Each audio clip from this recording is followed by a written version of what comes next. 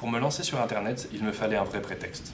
Je crois que je suis du genre à repousser le bon moment, histoire de se trouver des excuses, de se dire que ça ne vaut pas encore assez le coup pour se risquer à quelques dangers, que finalement, je ne suis pas si mal dans mon petit confort. Et puis, sont arrivées deux choses il y a quelques semaines.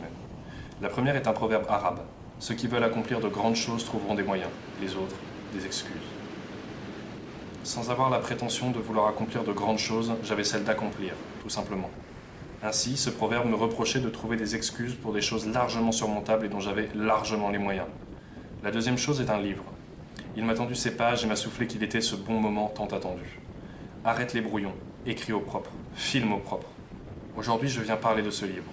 Enfin, Goéland, de Pierre Le Seigneur, aux éditions Le Pistemboire.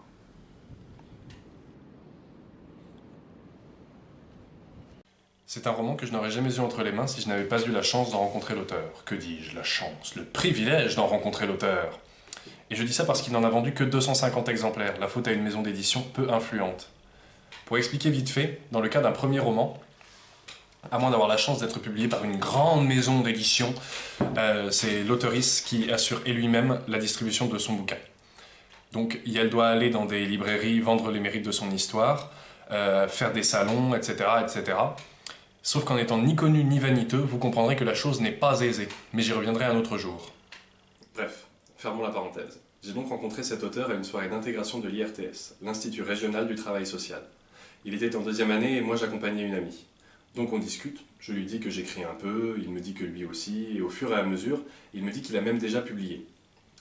Intrigué, je commande son bouquin dès le lendemain en me disant que si ça me plaît pas, au pire c'est pas grave, c'est quelqu'un avec qui j'ai aimé discuter, et si ça peut l'encourager, voilà. Eh ben je ne regrette absolument pas mon achat. Et c'est aussi un peu la raison de cette pulsion vidéaste. Ce livre mérite d'être mieux connu, et son auteur avec. Et cette introduction est beaucoup trop longue. Donc, passons aux choses sérieuses. Goéland de Pierre Le Seigneur.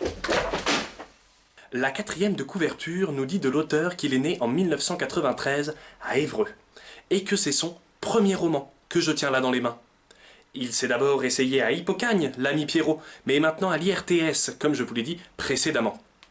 Fait intéressant, c'est un fan inconditionnel de Damien XVI, un poète dont il s'inspire pour exprimer une sensibilité à fleur de peau. C'est pas moi qui le dis, je ne fais que citer. Pas de résumé au dos, je vais donc m'en charger. Ce livre compte le voyage d'un grand-père au seuil de la mort et de sa petite-fille vers la mer. Ils rencontreront nombre de personnages à la personnalité originale et à la spiritualité toujours subtile et intéressante à lire. Et en parallèle, on a l'histoire mystérieuse d'un marin, lui aussi dans une spiritualité surprenante. La première histoire s'amorce alors que Casia, la petite-fille du narrateur, vient le visiter à l'hôpital. On sent entre eux une relation forte, mais on va y revenir. La seconde histoire est le quotidien d'un marin que la vie a laissé de côté et que l'ère du large a ravivé. Rien de précis ne nous est raconté sur lui à l'instant de l'histoire, mais on le suit dans ses activités de fils de la mer. La première de couverture nous vend un bonhomme chaudement vêtu, l'auteur lui-même qui écrit sur un bloc-notes alors qu'un goéland vole devant lui. En gros, on sent qu'il va y avoir du voyage là-dedans, une envie de décoller au-dessus de la réalité. Et c'est ça qui va être génial. Sans être fantastique, le livre flirte sans cesse avec une frontière entre le réel et le surréaliste. On sent une forme de volonté de rêver la réalité. Et c'est ça qui va rendre le bouquin feel good, et en tout cas me l'a rendu vraiment agréable à lire. Chaque fois que je me remettais dedans, j'avais ce sentiment de bien-être, je souriais béatement. En fait, ce livre a une thématique très océanique, tu vois. Et Pierre Le Seigneur s'est appliqué à donner à ses mots cette sensation de bercer le lecteur, comme des vagues qui feraient tanguer la coque d'un bateau, et toi tu serais dans ce bateau, dans ton hamac.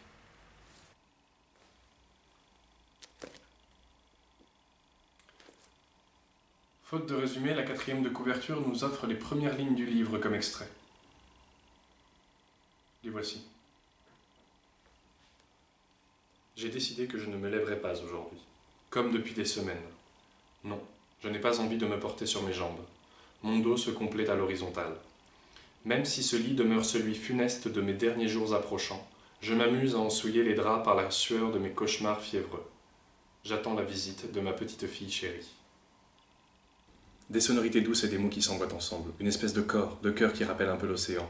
Tout fonctionne ensemble, tout s'articule avec souplesse et à la lecture, c'est vraiment doux.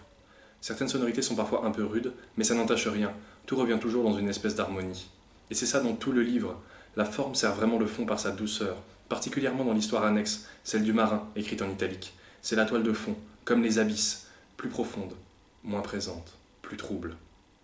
Le livre dans son entièreté m'évoque une ode à la spiritualité. Je veux dire par là qu'on ne s'attarde absolument pas sur les actes, mais sur les relations entre les personnes. Sur l'évasion, sur le rêve du grand-père de s'envoler. L'intégralité du récit surfe sur une vague onirique où tout passe à travers l'esprit, à travers une version idéale des choses, une version bucolique. Je ne sais pas si c'était voulu de la part de quelqu'un d'aussi inexpérimenté, mais c'est comme ça que j'ai interprété la forme.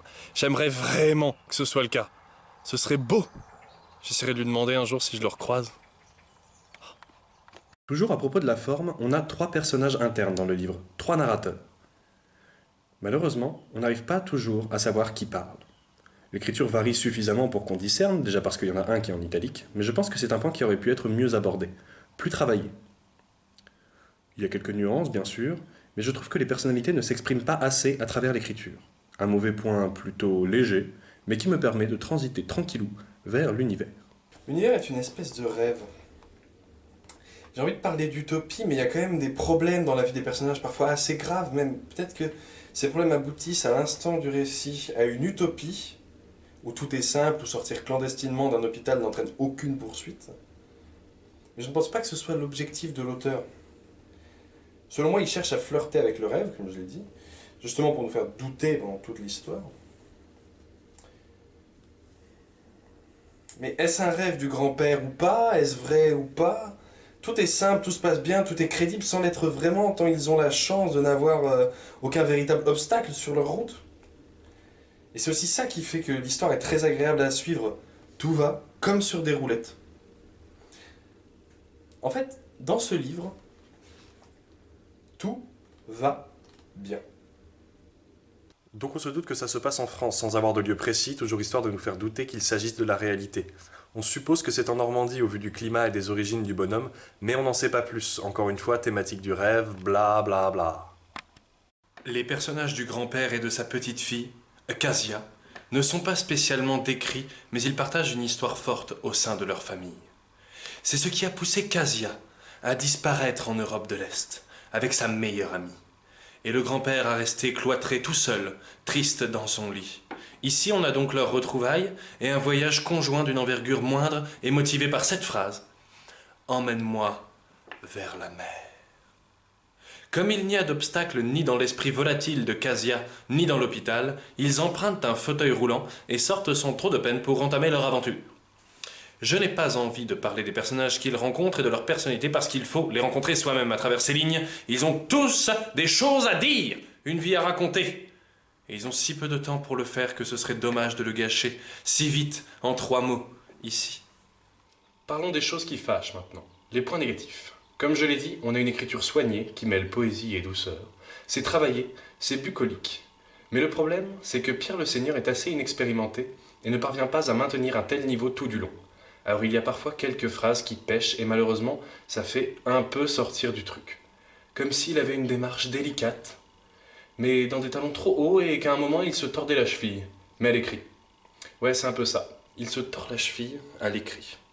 Mais du coup, la cheville du bras, c'est le poignet. Il utilise aussi des mots peu communs, genre la baille pour désigner la mer. Le problème avec un mot peu commun, c'est qu'il frappe plus fort notre esprit. Et s'il réapparaît trop souvent, on a l'impression de voir que lui tout le temps. Ça peut paraître un peu redondant au bout d'un moment. Ça, c'est pour la forme. Pour le fond, on ne peut pas reprocher le manque de réalisme, puisque comme je l'ai dit, ça se veut proche du rêve. Et en plus de ça, la perception diffère, puisque c'est dans l'esprit vieillissant d'une personne âgée, qui idéalise peut-être un peu également. Mais on peut reprocher au fond de s'essouffler parfois, d'avoir des longueurs de temps en temps. Mais franchement, là c'est pour être relou, parce que ça arrive quand même pas souvent. Bon, bah je crois que ça y est. J'ai dit tout ce que j'avais à dire à propos du livre. Bref, il mérite beaucoup mieux que 200 de lectrices seulement. Et j'ai vraiment envie de lire d'autres ouvrages de Pierre le Seigneur. Ce serait dommage de passer à côté, et je pense qu'il faut qu'il continue là-dedans, parce que celui-là, ça a été un vrai coup de cœur pour moi. J'ai volontairement survolé l'histoire pour m'attarder sur la forme, parce que j'estime que c'est ce qui fait l'âme du récit. Et en fait, je voudrais conclure sur cette phrase. Le fond n'est qu'un prétexte à la forme. Respire les effluves, les parfums d'Orient. Sous les cuves, les fumées d'encens. Brûle tes poumons dans les torpeurs enivrantes. Hume les fleurs, leur senteur navrante. Laisse loin la rumeur des villes. Si ta vie est tracé des vies, prends des routes incertaines, trouve des soleils nouveaux, enfile des semelles de